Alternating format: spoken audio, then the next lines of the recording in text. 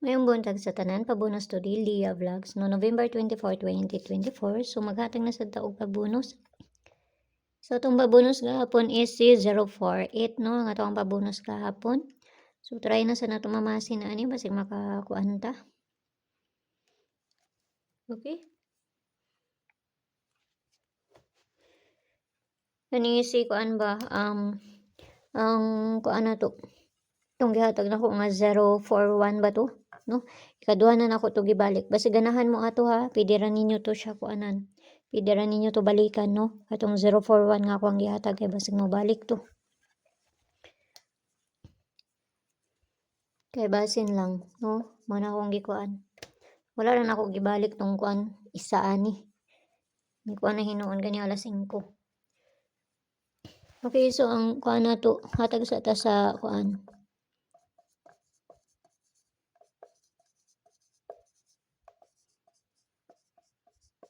Okay, so 47 or C74 ang ato ang base bar.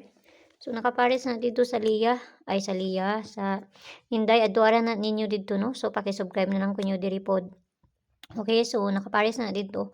So kung ganahan mo sa pamaris ana, abayaran ninyo. Kung dili mo ganahan, kamo nay bahala. Kung paminaw ninyo nga layo ni nga kuan nga pair karon nga adlaw, no?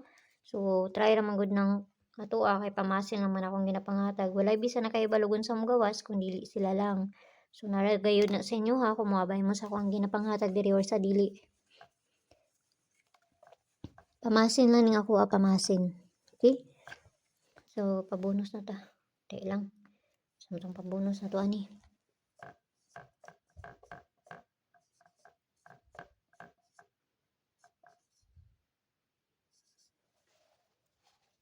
Pabonus. Ang pabonus na to.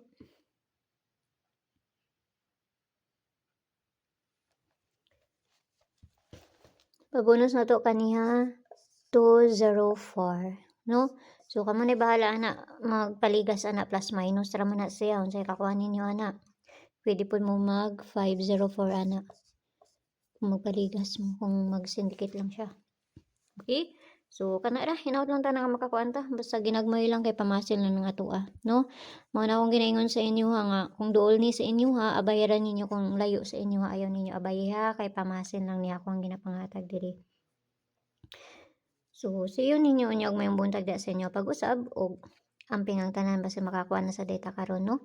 So nakakuan man ta og alas 2 og gabi no nakakuha ta sa 082 og sa 875. Okay? So kana lang ako kahatag sa inyo ha. Wala na ilain pa. Basta kung duol, abay. Kung layo, ayaw lang ninyo abay. Okay? So, see you ninyo unya. Bye-bye.